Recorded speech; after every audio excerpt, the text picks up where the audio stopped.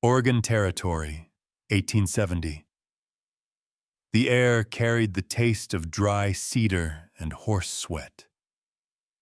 Dust Haven was little more than a stretch of mud and wood, where the sun hit hard and mercy hit seldom. On a raised platform made from wagon planks, a woman stood still, a burlap sack drawn tight over her head. The wind tugged at her skirt. The rope around her wrists scraped against itself. Men gathered below, their laughter sharp as gravel.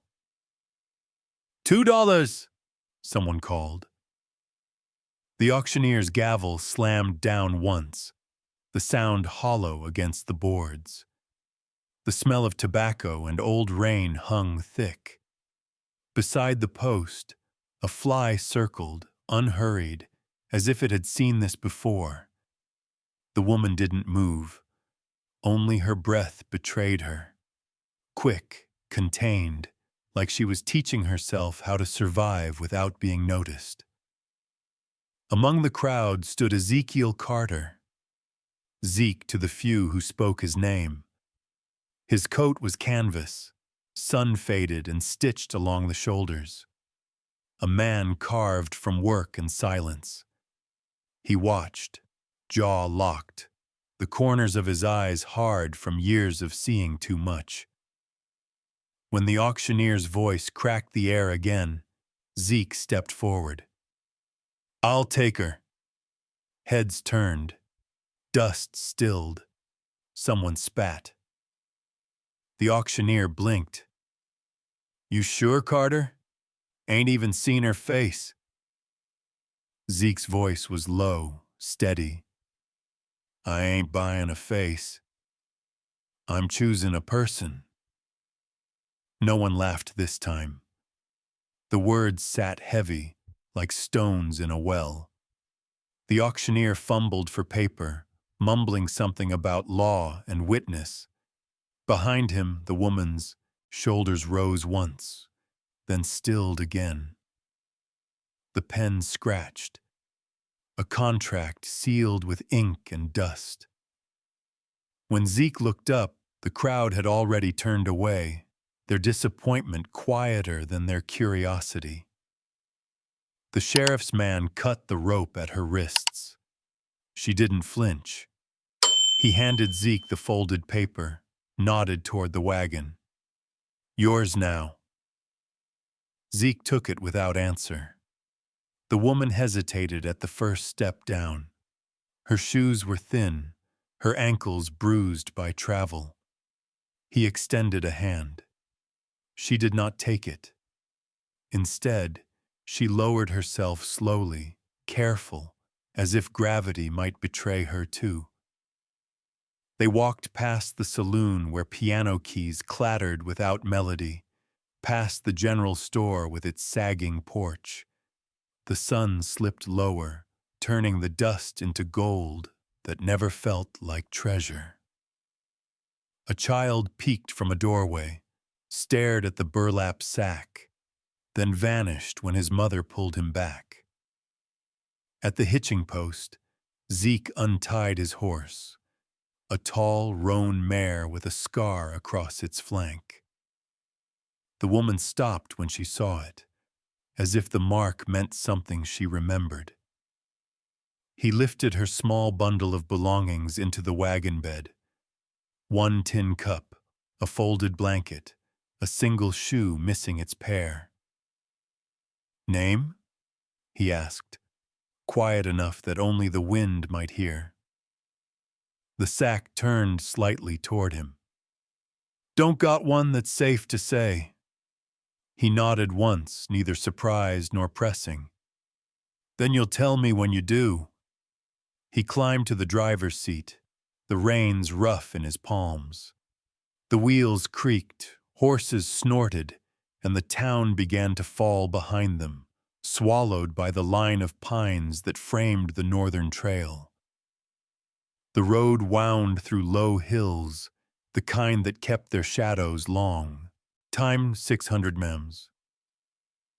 The woman sat straight beside him, hands clasped in her lap. Every turn of the wheels threw up dust that caught in the slanting sun. Zeke didn't look at her again, but he noticed her breathing slow, steadier now. Halfway to Blue Mesa, the wind shifted. The air cooled, carried a scent of wet bark and something faintly metallic, like snow melting far up the ridge. He caught himself glancing at her hands, pale and calloused, not like any farmer's wife he'd ever seen. He wondered what work they had done. As dusk folded over the valley, the trail narrowed. The woman adjusted the sack slightly, maybe for air, maybe for courage. For the first time, he heard her speak again, almost to herself. "Been colder places than this." Zeke didn't reply. But something in the tone, the worn patience of it, pulled a buried memory from the back of his mind. A winter storm, a hand dragging him through ice, a voice whispering, "You'll live if you keep breathing steady." The image vanished before he could name it. They rode on in silence until the stars began to flicker above the ridge. When the first coyote called from far off, the woman turned her head toward the sound. The burlap shifted, catching a shard of moonlight.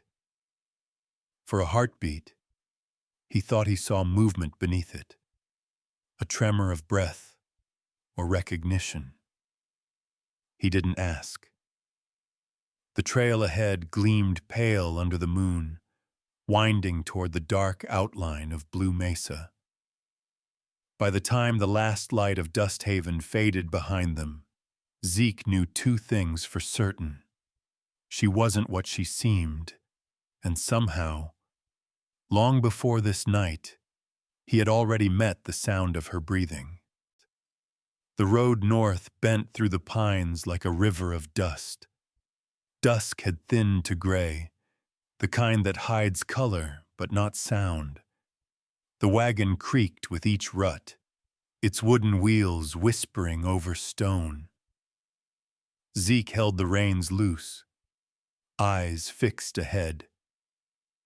The woman beside him sat straight, the burlap sack trembling a little each time the wind turned. The air smelled of sap and rain waiting somewhere far up the ridge. Coyotes called in the distance, their voices rising and fading like smoke. Zeke didn't speak. He had learned long ago that words meant less than steadiness, that silence was its own kind of shelter. When the first drops began to fall, he slowed the horses, reached for the coat folded behind him. Without looking, he draped it across her shoulders. She flinched as the fabric touched her, then pulled it closer, fingers brushing the lining. The storm didn't come heavy, just a soft rain, enough to settle the dust and cool the heat between them. The horses' hooves found softer rhythm in the mud. Somewhere between the steady patter and the smell of wet earth, Zeke felt the tightness in his chest ease. He glanced toward her hands, thin, strong, scarred near the base of the thumb. Not the hands of a housemaid or a town girl, the kind that knew work and wilderness. He almost asked, but didn't. Questions out here were better earned than given. A mile later, the trees parted. Ahead, a faint light, his lantern at the gate of Blue Mesa, flickered against the drizzle. He felt something close to relief, though he wouldn't call it that. Home was a word he'd worn down to habit. When the wagon rolled under the wooden arch, the horses shook water from their manes. Zeke climbed down first, boots sinking in the soft ground. The woman hesitated. He waited, saying nothing until she took his outstretched hand. Her fingers were cold, light as rain. The cabin stood at the edge of the clearing, its windows dim, smoke curling from the chimney where he'd left the fire banked. Beside the door hung the horseshoe he'd nailed there years ago, iron rusted into the color of dried blood. He led her inside. The warmth hit slow but certain. The air smelled of pine pitch and beans simmered earlier that morning. He lit the lamp, its glow filling the small space. Table, stove, shelf, 2 chairs, 1 bed rolled tight with wool blankets. "Sit where you like," he said. His voice came out rougher than he meant. She didn't sit. She moved to the far corner and stood there, the light catching the wet of her sleeves. For a while neither spoke. Outside the rain thickened, a rhythm against the roof that filled the silence between them. Zeke hung his hat on the hook, knelt to coax the fire alive again. "You can rest here tonight," he said. "We'll talk come morning." She turned slightly, the sack shifting with her breath. "And if I don't want to talk?" "Then we'll work in quiet," he answered. "The quiet don't judge." Her shoulders lowered, a motion so small it might have been a sigh. He ladled water into the kettle, the sound soft as the rain outside.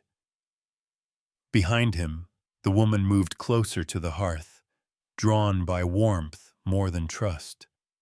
She sat, knees pulled close, hands clasped. The coat still hung heavy on her frame. When the kettle began to hum, Zeke poured 2 tin cups, set one near her boots. "It's just bark tea," he said. "Takes the edge off cold." She lifted it under the burlap, sipped, the prong, steam slipped through the fabric, curling up like breath from another world. "You live alone?" "Mostly." "Mostly." Sometimes the wind stays long enough to count. He caught then the smallest sound, a short breath that might have been a laugh. He didn't look at her, didn't want to break it. The fire burned steady now, throwing orange on the log walls. Shadows crossed the floor in gentle shapes, softening the harsh lines of the world outside. When she spoke again, her voice was quieter. "Why'd you take me?" Zeke stared into the flames. "Because I could." Then, after a beat, "Because no one else did." The answer settled between them. Not proud, not pitying, just true. The night deepened. Rain eased to a whisper. He leaned back in his chair, arms crossed, half watching the embers. She finished her tea, set the cup down beside the second, and for the first time since the auction, he saw her hands stop shaking. Outside, a branch cracked under its own weight. The horses stirred in the pen. Zeke's eyes flicked toward the door. Habit. Caution. But no one came. The firelight caught the edge of the burlap as she turned slightly toward him. Beneath it, he thought he saw movement, her mouth forming words she didn't yet trust herself to speak. Instead, she asked softly, "What's this place called?" "Blue Mesa." She nodded, as if testing the sound of it inside her chest. Then, almost to herself, "Sounds like somewhere people might start over." Zeke didn't answer. He didn't need to. Outside, the rain stopped.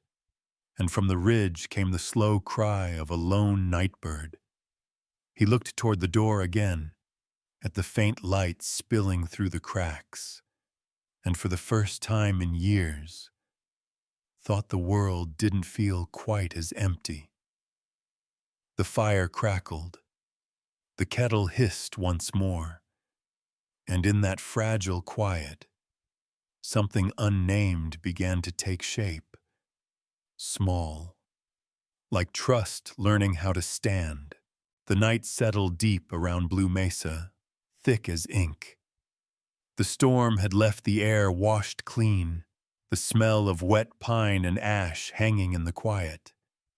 Zeke fed a few more logs into the stove, each one catching slow, burning with a soft crackle that filled the space where words might have gone.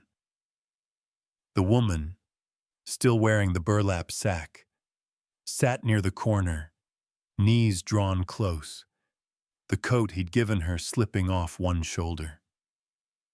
The lantern on the table swayed gently, its light warming the wood grain, painting gold into the silence. Zeke moved with a steady patience born from habit. He lifted the iron pot from the coals, stirred the stew with the back of a spoon, then poured it into 2 wooden bowls. "It ain't fancy," he said, "but it'll keep you standing." She didn't answer, but he heard the faint scrape of her feet against the floor. When he set one bowl near her, she hesitated, then reached out. Her fingers trembled once before finding stillness. The smell of smoked bone and beans filled the room, heavy and good. He sat at the table, eating slow, head bowed, spoon clinking soft against wood. For a long while, the only sound was the rhythm of 2 people surviving. After she finished, she placed her bowl down carefully, like she was afraid of breaking the peace between them. Zeke gathered both bowls, rinsed them with what water was left in the tin basin. The movement of his hands was quiet, deliberate, as if he'd done it this way for years. He spoke without turning. "I used to make enough for 2. Never could stop." Her voice came muffled through the burlap. "Why 2?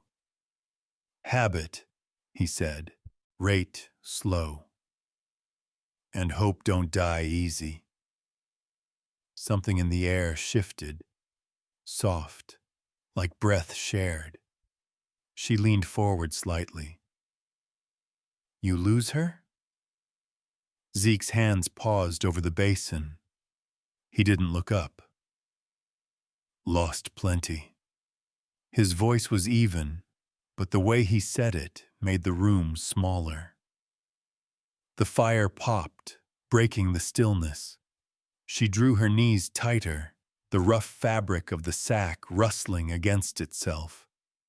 Through the slits of the weave, she watched him in profile, the shape of his shoulders, the way the light caught the scar across his jaw. A man marked by work and silence. He dried the bowls, stacked them neatly. Then he sat again, across from her, elbows on his knees. "You got anywhere to go?" "No," she said, almost too low to hear. "Then this place'll do till you figure one." She nodded once, a motion he barely caught.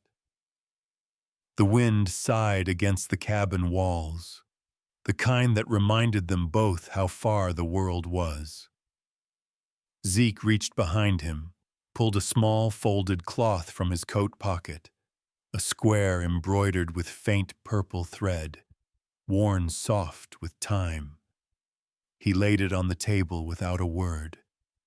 The pattern was uneven, a line of flowers stitched by a hand that didn't chase perfection.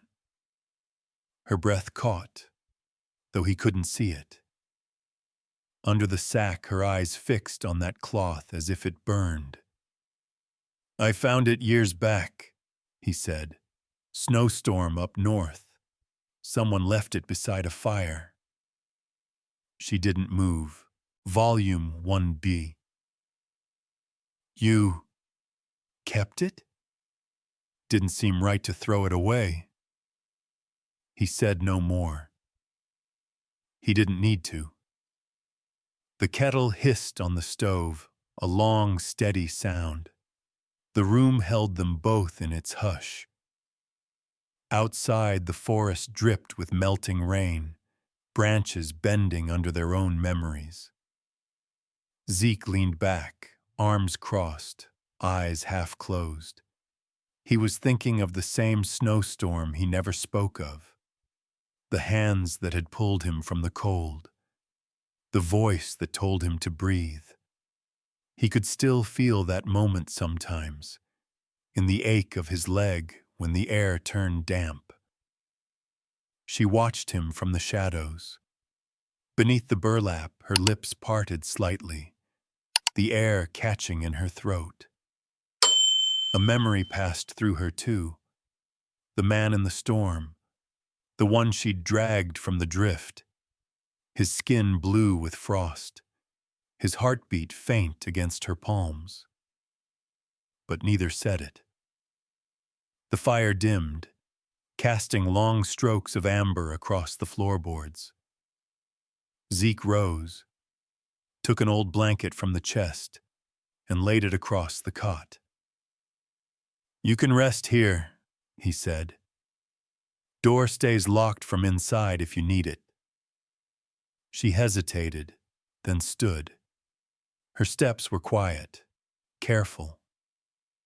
At the cot, she paused, still facing the wall. You trust strangers easy? Zeke met her question with calm. I trust what don't lie.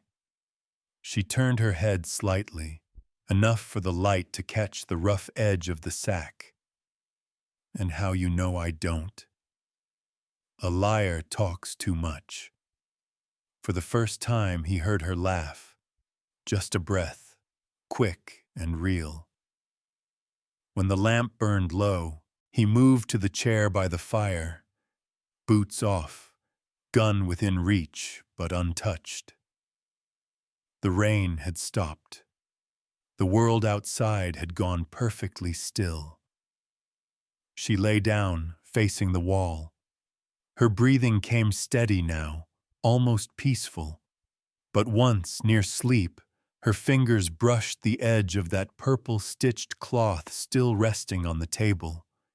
It stayed there between them, the only bridge across the quiet. Outside, a lone gust slipped through the chimney, whispering like an old ghost come to listen. And somewhere in that sound, Zeke thought he heard the echo of her voice from long ago, soft, strained, alive, whispering through snow. Morning broke gray and low, a curtain of mist drawn across the ridge. The rain hadn't stopped, only softened, falling in thin threads that hung between the pines. The ground outside steamed, carrying the scent of wet soil and cedar bark into the cabin. Zeke rose early. Years of ranch work had set his body to wake with the dawn, no matter how heavy the night before. He moved quiet, pulling on his boots, checking the rifle by the door, listening to the steady breath of the woman still asleep on the cot. The burlap sack still covered her head, tied loose now. She stirred once but didn't wake. He stepped outside. The rain brushed his face, cool and patient. The horses stamped and shook themselves near the pen, coats slick with water. He fed them in silence, his hands sure, his thoughts slower than usual. When he turned toward the barn, he saw movement near the fence line, something small and uneven.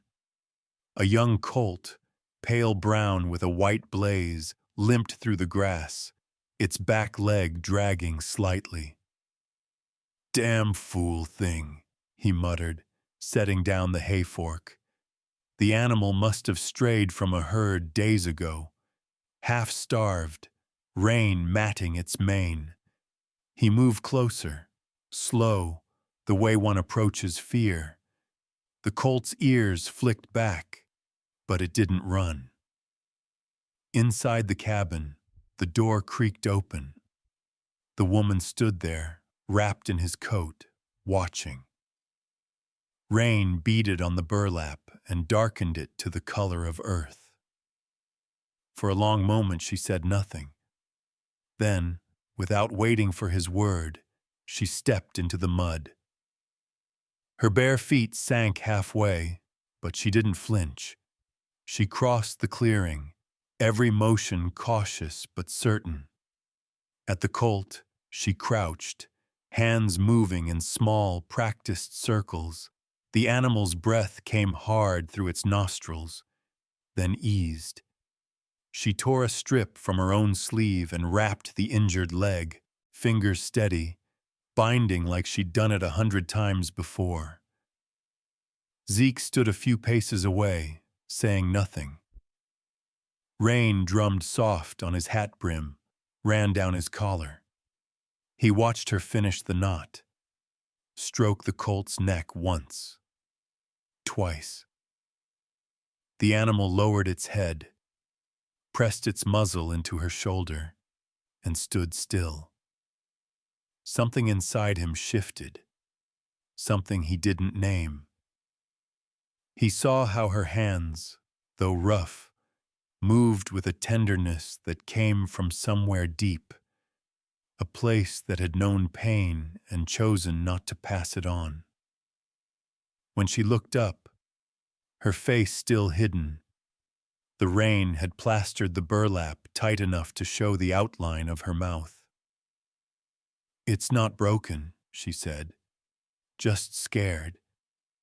He nodded once. "Happens to the best of us." The colt snorted softly, shaking its wet mane. She rose, wiping her palms on her skirt, streaks of mud like war paint. For the first time, she seemed to belong in the rain, part of the land instead of lost in it. Zeke stepped closer, close enough to see the frayed edge of the burlap and the faint curve of her jaw beneath it.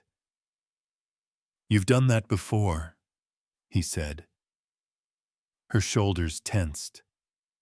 "I used to tend stock at a boarding house. Before." She stopped herself. He waited, not pushing. The rain filled the space between them, falling slow enough to hear the forest breathe. She looked past him, toward the hills. Sometimes the animals were kinder than the men. He didn't argue.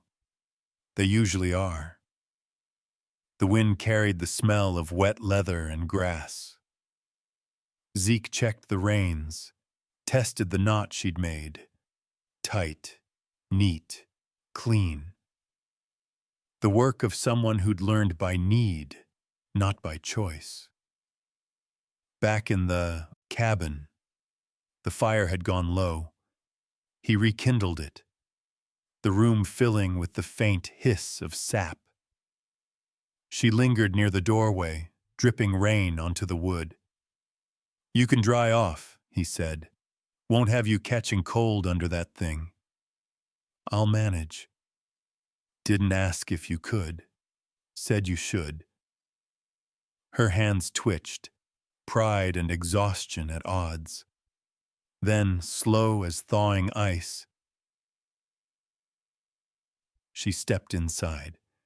He handed her a towel, and for a heartbeat their fingers brushed. A current passing between skin. Recognition, not yet memory. She turned away quickly, wiping her arms, the burlap still on. Steam rose from the fabric as she stood by the fire, her shape wavering in the heat, like a figure from a dream refusing to settle. Outside, the colt whinnied once, the sound small but sure. Zeke moved to the window, watching it find its balance near the fence. One step, then another. The rain had almost stopped. He spoke without turning. When things stay broken too long, they forget they can heal. Behind him, she whispered, "Not all of them forget." He looked back, but she had already turned her face from the firelight. The cabin filled with the scent of smoke and damp wool. The air felt heavier, alive with something that didn't yet have a name. The lantern flickered once, caught the gleam of water on her sleeve, and went still again. Outside, a thunder roll echoed far off in the hills. Soft, like a promise too distant to trust. And for the first time, Zeke wondered if this silence they shared might grow into something that could breathe. Dawn came slow over Blue Mesa, pale gold spilling through the mist, like something afraid to touch the earth. The rain had stopped in the night, leaving the world washed clean, pine needles glistening, air cool enough to see breath. The cabin breathed with it, creaking softly as wood dried in the sun. Zeke woke before the light reached the windows. He stoked the fire, boiled coffee, the dark smell curling into every corner. The woman sat near the wall where she'd slept, motionless except for her fingers rubbing the frayed edge of the burlap. The sound was quiet, like fabric whispering a secret. He placed a cup near her boots. "It's strong," he said, "stronger than most mornings." She nodded, lifted the cup under the sack. The steam rose through the coarse weave, catching light like smoke through trees. He watched her shoulders ease a little, a rare thing. The silence between them had changed, no longer tight with fear, just wide and unspoken. Zeke reached for the window latch, pushed it open. Light flooded in, catching dust in the air, turning it into gold flecks drifting between them. On the table lay his mother's old mirror, small, framed in tarnished brass. He'd found it months back while fixing the roof and left it there without thinking. Now the morning light struck its surface, flaring bright. The woman turned her head toward it, drawn by instinct more than choice. Zeke saw her freeze, her hand lifted halfway, then stopped. "You can look," he said softly. She didn't move. The room held still. Even the fire seemed to quiet itself. Then, slowly, she reached up, fingers finding the knot behind her neck. The sound of the fabric loosening was softer than breath. The burlap fell forward, just enough for air to find her face. A few strands of dark hair escaped, clinging damply to her temple. The skin beneath was pale, marked by the faint shimmer of an old scar curving from cheek to jaw. She didn't hide it. She just breathed, long and deep, as if learning how to again. "That's better," Zeke said. She glanced at him once, wary. "Better for who?" "For the morning," he answered. A pause. Then, barely above a whisper, "My name's Miriam Vale." He let the name settle in the air before repeating it. Miriam Vale. The sound fit her, like a truth she'd been carrying too long. Her shoulders trembled once. Haven't said it out loud in near 3 years. Zeke nodded. Looks like it still fits. She gave a breath of a laugh. Thin, uncertain, but real. Didn't think it would. Funny thing about names, he said. They wait for us. Miriam turned her gaze to the mirror again. For the first time, light touched her skin without shame. The scar caught the sun like silver thread. Her reflection wasn't kind, but it was honest. She traced the mark lightly with one finger, neither flinching nor frowning. Zeke watched, saying nothing. He knew that look, the quiet reckoning between who you were and who you'd survived becoming. On the windowsill, a small charm hung from his saddle strap, a strip of leather engraved with a single violet flower. The morning light hit it, and color bloomed where there had been none. Miriam's eyes caught it. You made that? Belonged to my mother, he said. She sewed violets into everything she owned. Her fingers twitched, startled. Violets? Yeah. Said they grew where Mercy did. For a moment she said nothing. Then, quietly, my mother used to stitch the same pattern on everything she touched. Zeke's brow lifted. Small world. Or maybe just one that remembers. The words lingered. The fire popped once, breaking the stillness. He moved to refill her cup, motion slow, deliberate. She didn't stop him this time. The steam rose between them again, warm and fragrant, and something passed through it. A gentleness neither planned nor named. Outside, the colt whinnied, a bright, hopeful sound. Miriam stood, drew the burlap fully off, folded it once, and placed it on the chair. The gesture was quiet, but final. Zeke said nothing, but a half-smile crept to his mouth. She looked toward the door, sunlight touching her face for the first time. You ever lose someone, Zeke Carter? He hesitated, thumb tracing the rim of his cup. Once.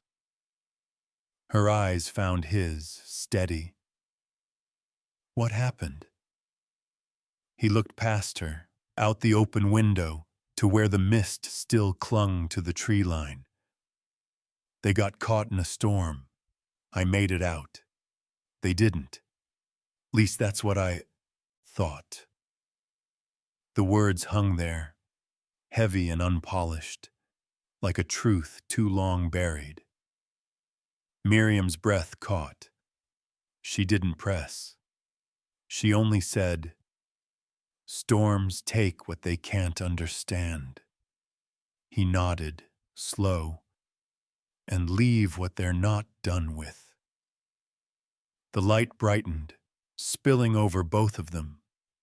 For a brief second, neither spoke. Then, somewhere outside, thunder grumbled far off, a reminder of weather that never quite leaves. Miriam reached for the burlap, stared at it once more, then set it aside. Guess I'll stop carrying the storm for a while. Zeke met her gaze, voice quiet. Might be time. He turned toward the stove, poured the last of the coffee. Behind him, Miriam stepped to the doorway, the air from outside lifting her hair. The wind carried the faint scent of violets. Impossible this early in the season. Yet there it was, curling through the sunlight like a memory that had found its way home. And for the first time, the cabin didn't feel haunted anymore. It felt like beginning. Night returned to Blue Mesa wrapped in cold silence. The sky was clear now, but the air held a bite that smelled of old storms. Zeke added wood to the stove, the flames bending and whispering through the cracks. Miriam sat near the hearth, hair loose, face half lit by the glow. The burlap sack lay folded neatly on the table, no longer a shroud, just a memory of one. He poured 2 cups of bark tea and handed her one. "You'll sleep warmer if you drink," he said. She accepted, eyes on the fire. "I didn't think this land could feel quiet." Zeke stirred the cup in his hands. "It only does after you've earned it." The light flickered across his face, catching the deep line beneath his cheekbone, the one that appeared when he tried not to remember. Miriam watched him. Something about the stillness between his words felt too careful, too heavy, as if he were guarding a truth that belonged to both of them. After a long silence, he spoke. "3 winters back, up near Black Ridge, I was cutting timber when the snow turned mean. Wind came down off the peaks faster than a man could run." His voice grew low, rasped by the memory. "I fell, broke my leg, thought I'd die there, half buried before morning." Miriam's fingers stilled around her cup. He stared into the fire. "Someone pulled me out. I never saw her face.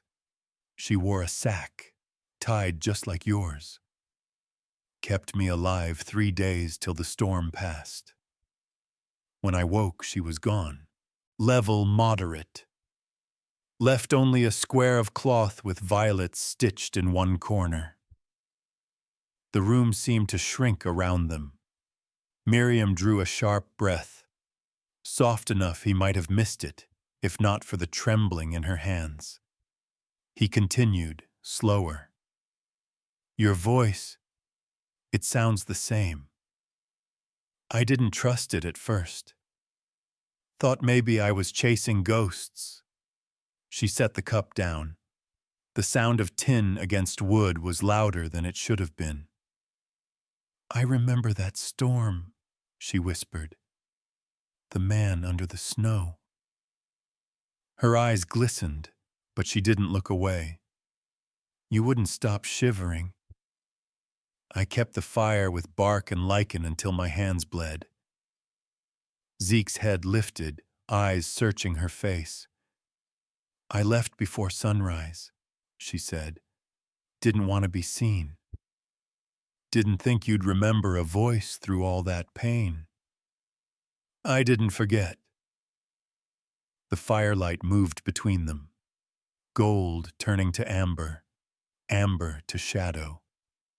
For a moment, they just sat, the truth hanging in the air like a chord finally struck. Miriam rubbed her palms together. "I didn't do it for thanks. I know. That's why I can't stop remembering." She turned away, eyes bright with a kind of grief too tired to hide. "The world don't let women do good without a price. Times 600 pounds." Zeke nodded slowly. "Then maybe this land owes you change." Outside, wind slid through the pines, thin and cold, the sound of winter remembering itself. He leaned forward, elbows on his knees.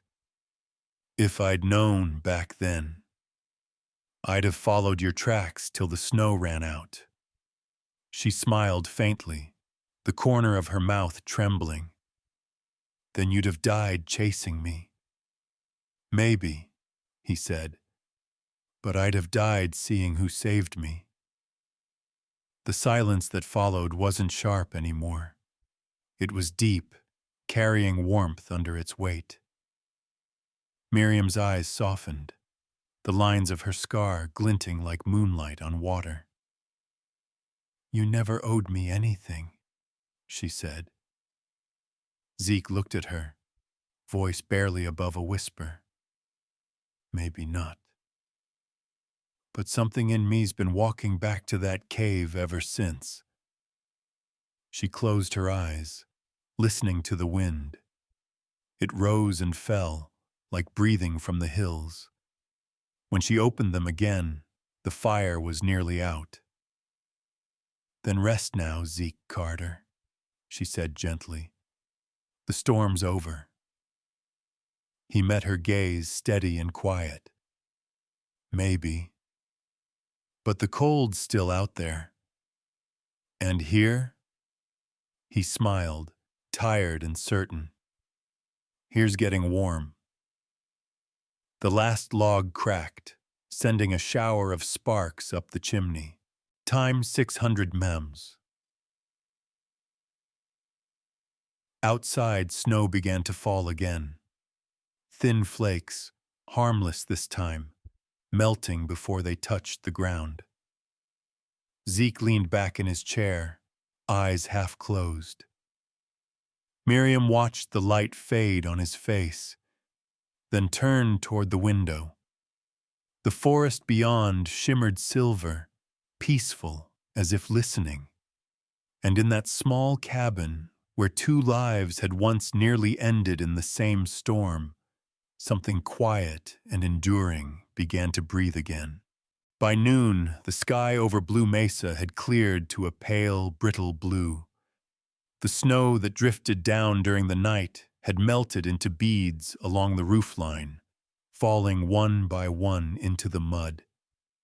The air smelled of thaw, damp pine, iron, and ash.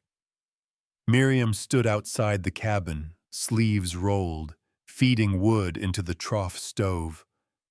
Her scar caught the sunlight like a thin seam of silver, no longer something she hid from, only something that lived with her. Zeke watched from the fence where he mended a broken rail. The rhythm of hammer and breath was its own kind of prayer. Now and then he glanced toward her. Not the way a man studies a woman, but the way a man checks the horizon after too many storms. She came toward him, hands streaked with soot. "Fence is near done. Last plank holds. Good." She leaned against the post, gazed toward the ridge. "I've been thinking about that night, the one you remember." Zeke set the hammer down, the sound dull against the dirt. "You don't have to talk about it."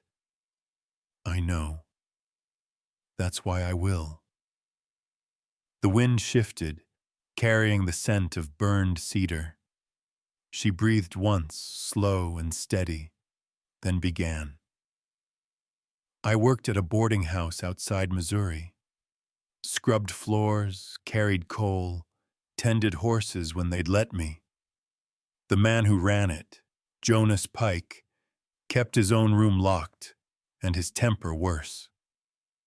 He told me I could keep a bed if I gave him what he wanted. I said no." Zeke didn't move. His hands tightened around the rail. "He came at me drunk. I fought back." He slipped on the stove ash, hit his head on the corner of the iron. Didn't mean it. But it didn't matter. When they found him, they called it murder. Said I'd tempted him, lured him. No one listened. They sold me off to pay his debts, covered my face so they wouldn't have to see me. Zeke's breath came slow. "That scar?" She touched it lightly, fingers trembling. "He did that before he fell. Told me I'd carry his mark wherever I went." Silence filled the clearing, heavy, but not pitying. Zeke leaned his arms on the fence, eyes on the distant hills. "I've known men like him. Thought they owned whatever they looked at. Thought pain made them powerful." She nodded, voice thin. "That's why I wore the sack. Not to hide from what I'd done, but from what they wanted to see. He turned to face her, sunlight catching the edge of his profile. "You don't have to wear shame that ain't yours." She let out a cracked, short laugh. "Tell that to a world that never needed proof." "I just did." She looked at him. Really looked. The wind lifted her hair, brushing it across her scar like a benediction. For a moment she seemed unsure whether to cry or breathe. Zeke picked up the hammer, swung once, the rail closing snug into place. "Fence holds now," he said. "Guess that means the ground's ready to keep things in. Or out. And which are we?" Still figuring. The light fell softer, wrapping them both in its warmth. She turned toward the cabin, then stopped. Her gaze caught a small square of cloth hanging. Beside the door, violet thread woven through. "You said your mother sewed that." "Every stitch by hand." "She stitched the same as mine." Zeke frowned. "What do you mean?" "I had one once, long before Missouri. My mother died when I was a child, but she left me a piece. Violets stitched in crooked lines. I lost it when I ran." Zeke's eyes darkened, thoughtful. "My ma used to sew cloths for girls at the mission. Orphans, mostly. Said everyone deserved something that remembered them." The thought hung between them, heavy and tender. "So maybe," she said slowly, "you were meant to find me, long before the snow." He didn't speak, only looked at her, eyes deep with something older than recognition.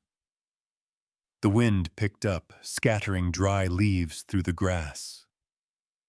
Miriam's hair whipped around her face.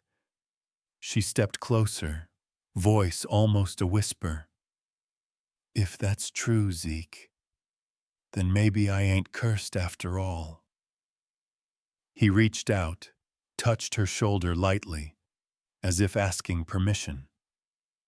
"You never were." For a heartbeat, neither moved. Then she closed her eyes, letting his words land where the world had once struck hardest.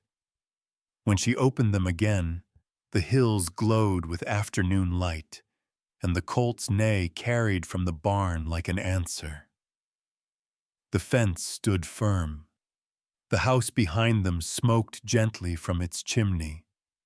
And for the first time since the trial that had stolen her name, Miriam Vale felt the ground under her feet belonged to her again.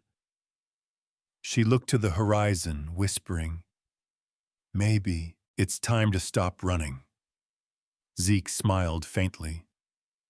"Then we'll walk instead." Far in the distance, thunder rumbled low. Not a storm, but an echo of one long past.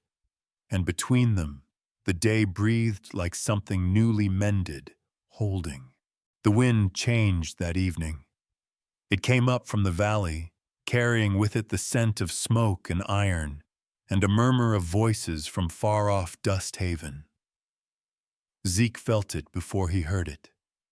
Something restless in the air. The way animals sense trouble long before men admit it's there.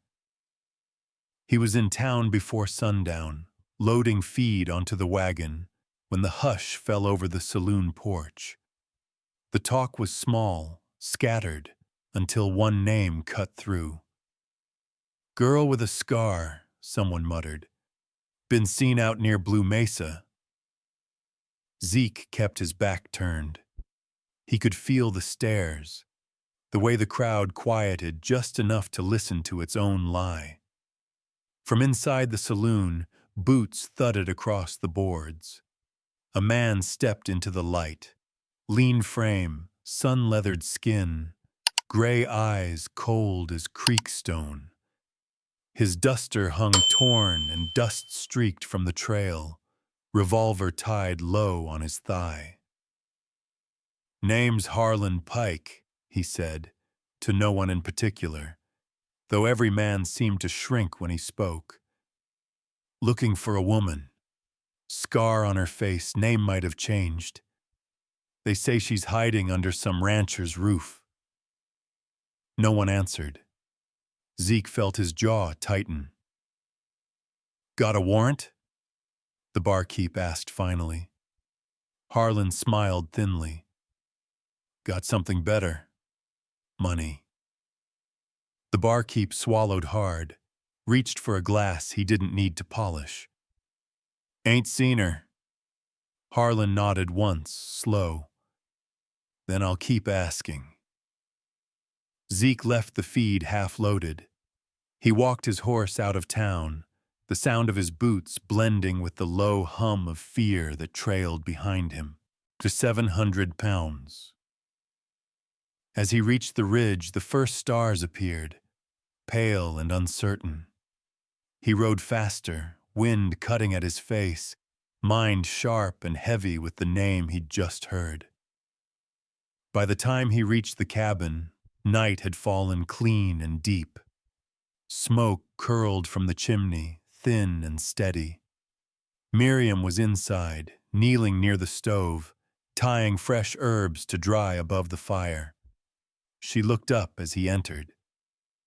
"You're early," she said. Zeke shut the door quietly, bolted it. "Man came asking." Her hands froze. "For me?" He nodded. "Bounty hunter. Name's Harlan Pike.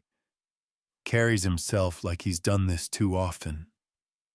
She turned back to the fire, her shadow shaking across the wall. "They found me then."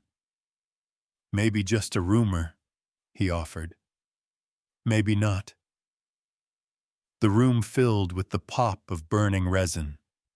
Zeke stepped closer. "You could leave before he does." Miriam shook her head. "I've run enough, Zeke." His voice softened. "He's dangerous." "So's hiding." Her hands moved again, slow, deliberate, as she tied the last bundle of herbs. The smell of sage filled the air, sharp and clean, almost defiant. After a long silence, Zeke spoke again. "He won't come this high unless someone's paying well." Miriam murmured, "My mother's brother. My uncle. He wanted the land deed my father left me. But the law froze it when they called me a murderer. If I die before it clears, it goes to him." Zeke's expression darkened. "Family does that?" "Blood don't make kin," she said quietly. Outside, the wind pressed against the walls, low and steady. Zeke stared into the fire, mind tracing the canyons between them and Dust Haven. "We'll need a plan." Miriam looked at him then, and for the first time her fear wasn't panic. It was resolve.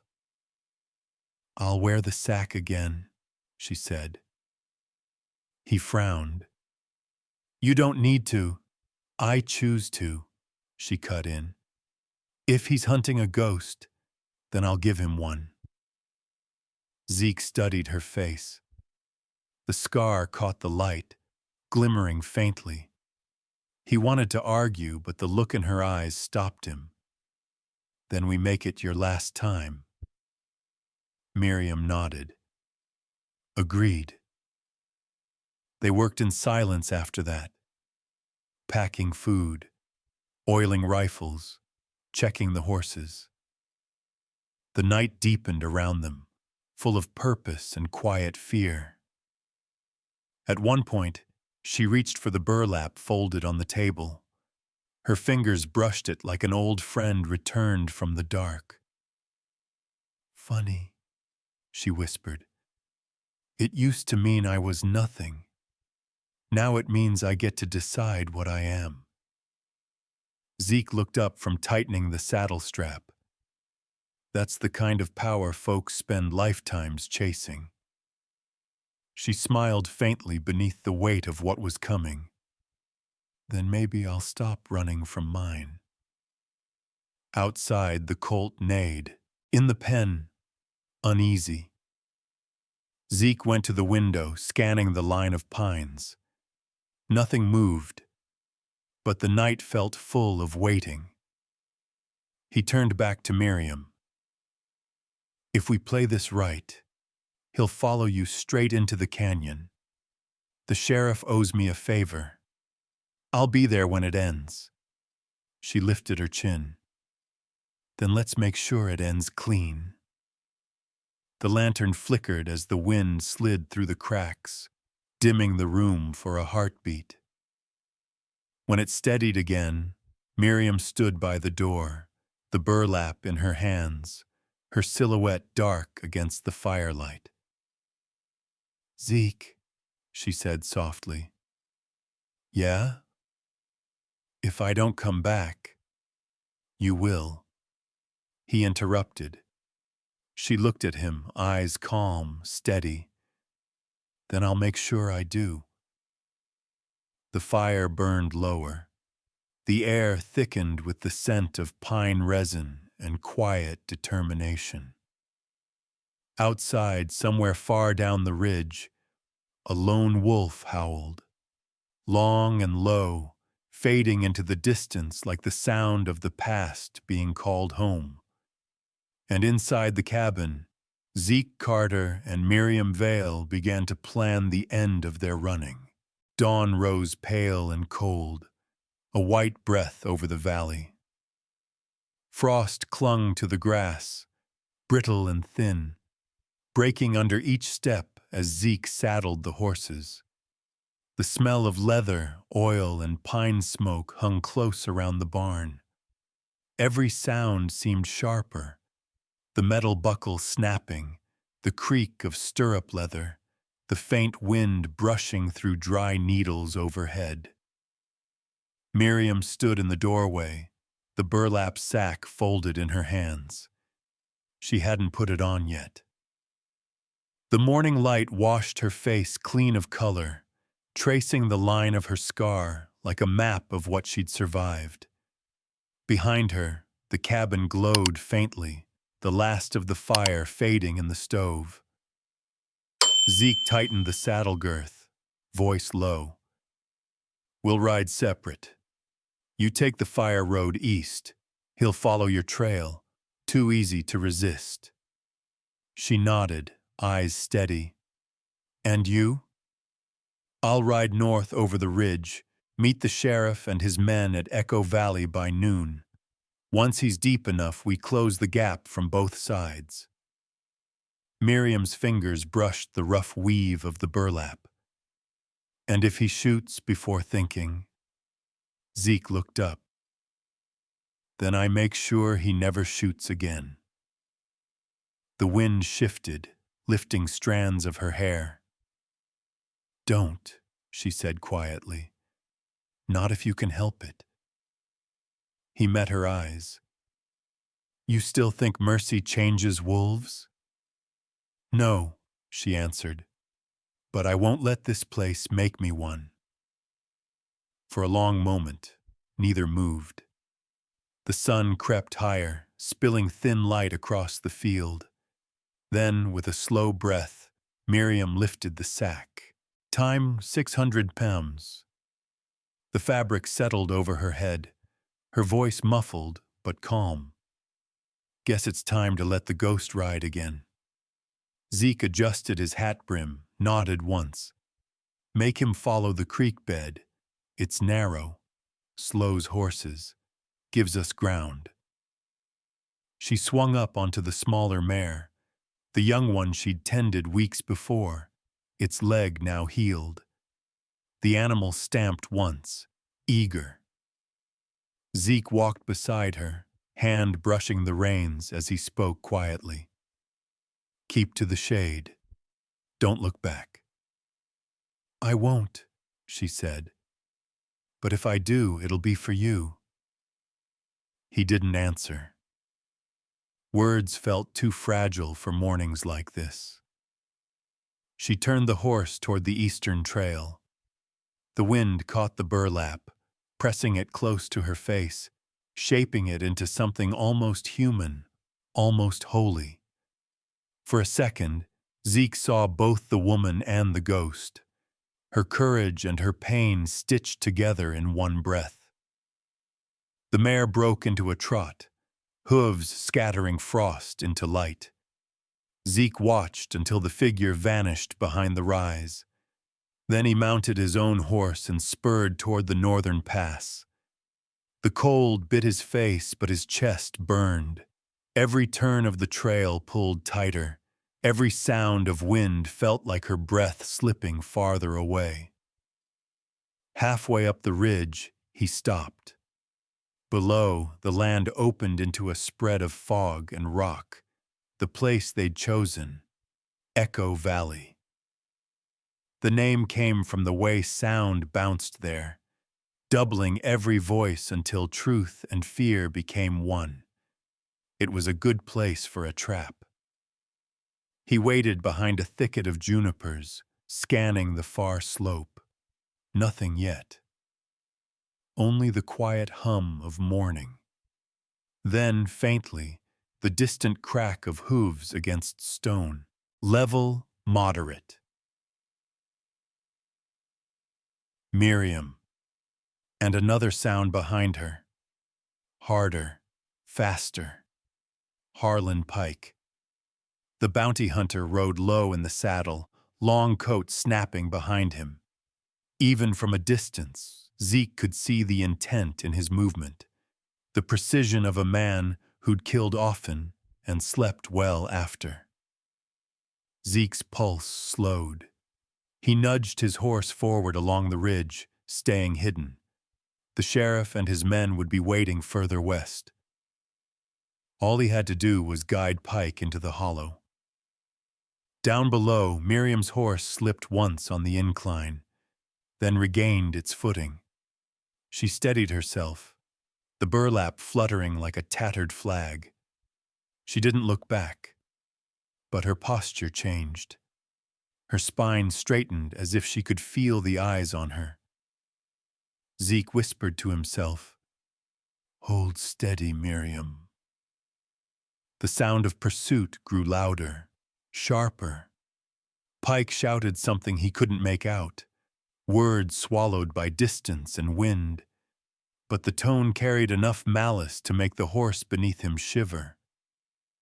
Miriam urged the mare onward, her body folding with the rhythm of the ride.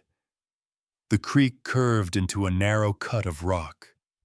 She guided the horse down, letting Pike close the distance just enough to taste his own confidence. At the bend, she leaned low, whispering to the mare, "Now."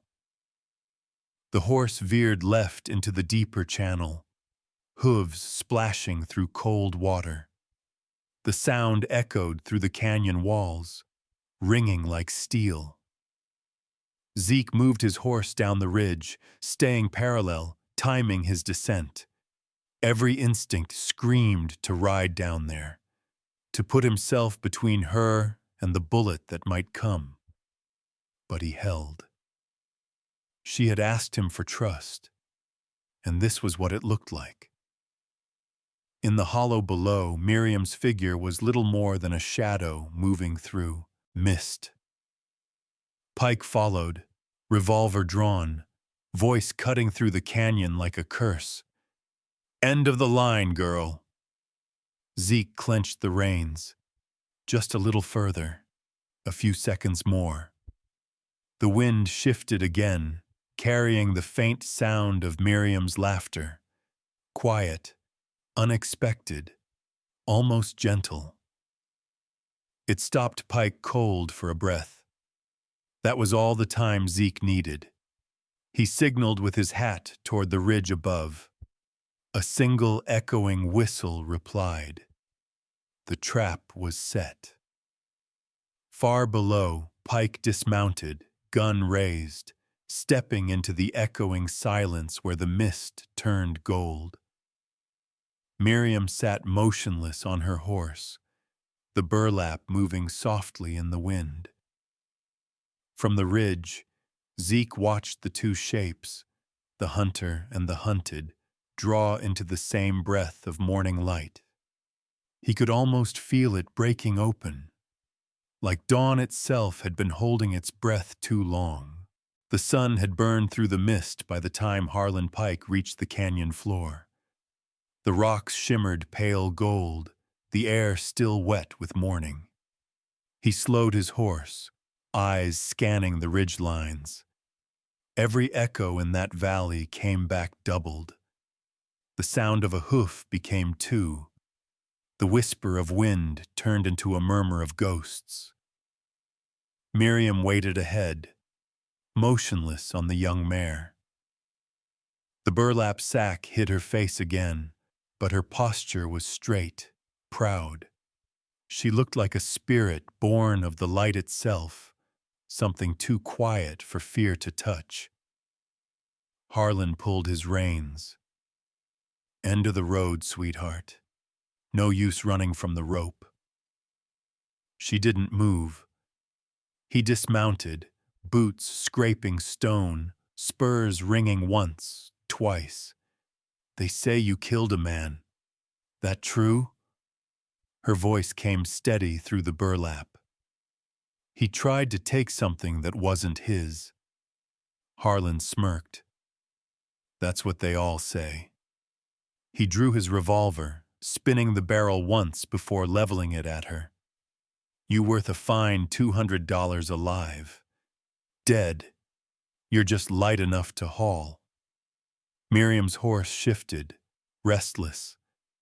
She reached down, one hand brushing the saddle strap, where a coil of rope hung. You could still ride away, she said. I don't run from work.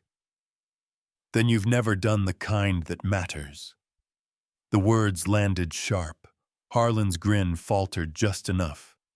You talk big for someone hiding under a sack. Miriam tilted her head. Rate slow, volume 1 dB. And you hide behind a badge that don't belong to you. He froze for a fraction, eyes narrowing. What did you say? I've seen the mark, she said, calm. That seal on your papers. It's been forged. My uncle was never patient with truth. He'd rather pay men to do his lying. Harlan's jaw tightened. You think you know the game? I know you're a piece of it. He stepped closer, anger coiling through his shoulders. I've shot women for less. And what did it change? Something in the air shifted then. The wind died. The echoes stopped. From the ridge, Zeke's voice rang out, deep and calm. Drop the gun, Pike. Harlan turned fast, too fast. The sound of hooves cracked from above. The sheriff's men appeared, rifles glinting in the sunlight. Zeke rode down from the western slope, dust rising behind him like a wave. He stopped 10 paces from Pike, revolver drawn but low. It's over. Pike laughed, wild and hollow. You think she's innocent? The papers say, Zeke cut in. The papers say what they're paid to. But I've read the court stamp. Your seal's wrong by a year. She was never charged, only taken.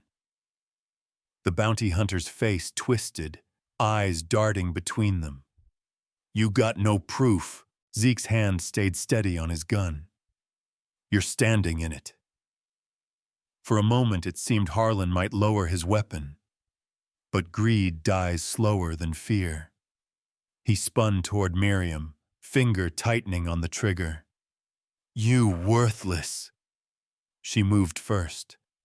The rope slipped from her saddle like a striking snake, looping clean around his wrist. The gun fired into the dirt, echo slamming back through the canyon in thunderous reply. Zeke was on him in 2 strides.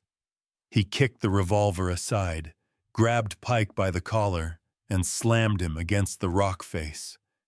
The sheriff's men descended fast, iron cuffs glinting in the light. It was over in seconds. Harlan lay pinned, dust on his face, fury in his teeth. "You think she's free now? That mark don't wash off." Miriam dismounted, walked forward, each step quiet but unflinching. She pulled the burlap sack from her head and let it fall at his boots. Her scar caught the sun again, silver, proud, alive. "Marks fade," she said, "but liars rot." Pike lunged once, but the cuffs bit down. The sheriff nodded to Zeke. "We'll take him to town. Truth's better carried on paper than in blood." Zeke stepped back, watching as they led the man away. When the dust settled, only Miriam and he remained. The wind returned, soft now, sliding through the canyon like forgiveness finding its way home. Zeke walked over, took her hand. "You all right?" She nodded, voice trembling but firm. "I didn't think it would end without someone dying." Zeke looked toward the horizon. "Something did. Just not us." For a while, neither spoke. The echoes rolled through the valley, one sound becoming two, two becoming one, until they blended into something softer than silence. Then Miriam looked down at the rope coiled in her hand, the one she'd used to disarm her hunter. "Guess I learned a few things from watching you." Zeke smiled faintly. "I learned a few from you too." She glanced at him, brow raised. "Like what?" He turned his palm upward, rough and warm against hers. "That some ghosts don't need burying. They just need somewhere to rest." Miriam let out a slow breath. The wind carried her laughter up the canyon wall, scattering it into light. And in that quiet valley, where truth had echoed louder than gunfire, 2 souls stood still long enough to hear their own hearts steady again. Weeks passed, quiet and slow, as if the earth itself had decided to rest after the storm. The pines stood heavy with sap. The river ran clear again, and every night the wind carried a softer sound through Blue Mesa, something like breathing. Zeke spent most mornings mending fences, the kind of work that never ended but kept a man honest. Miriam worked beside him sometimes, tending the herbs that hung to dry under the porch beam. She didn't wear the burlap anymore. It sat folded on the table, sun-bleached and clean, like a page already written. One afternoon, a horse approached from the south trail. Zeke lifted his head, wiping sweat from his brow. The rider was a woman, small but straight-backed, her coat lined with travel dust. She dismounted slowly, eyes darting toward the cabin. "Mavis Green," she said before he could ask. "Used to work at the Ridley house." Zeke remembered the name. Miriam had whispered it once, in the middle of a long night. Inside, Miriam froze at the sound of that voice. She stepped into the doorway, her hands still damp from washing linen. Mavis looked up, her eyes full of something between fear and shame. "I heard you were alive," she said. "I rode all week to see if it was true." Miriam didn't move. The air between them felt older than both. I was there that night, Mavis continued, voice low. I saw what happened. I heard you scream. I heard him fall. She looked down. And I said nothing. Zeke stepped back, giving the two women the space silence requires. Mavis's hands trembled as she reached into her coat. I carried that quiet for 3 years. It made me smaller every day. I came to tell you, I can make it right, if you'll let me. She handed Miriam a small notebook, its pages yellowed and edges singed. Ridley kept this, his kitchen ledger. Your name's in it. The night it happened, he marked himself on duty, not you. Time, date, witnesses, everything. Miriam took it, her fingers brushing the worn leather. Why bring it now? Because I'm done being afraid, Mavis said simply, and because I owed you the truth. The two women stood there for a long time, the wind shifting the porch light between them. Miriam's voice, when it came, was soft but steady. You don't owe me anything, Mavis. We both survived in the only way we knew. Tears welled in Mavis's eyes. Can you forgive me? Miriam looked past her to the horizon, where the late sun bled orange through the trees. Forgiveness isn't a gift, she said. It's a place we both get to stand in. Zeke cleared his throat gently. We'll take this to the sheriff. Let the law speak for what's been buried. Mavis nodded, wiping her eyes with the back of her hand. There's paper and ink in my saddlebag. They spent the evening at the table, writing under the low lamp. Mavis spoke slowly, every word drawn from a wound, and Zeke wrote in a steady hand. When it was done, Miriam signed her name. No hesitation, no hiding. The sheriff's rider came by at dawn. Zeke sealed the envelope with red wax and handed it over. For Dust Haven's office, personal to the judge.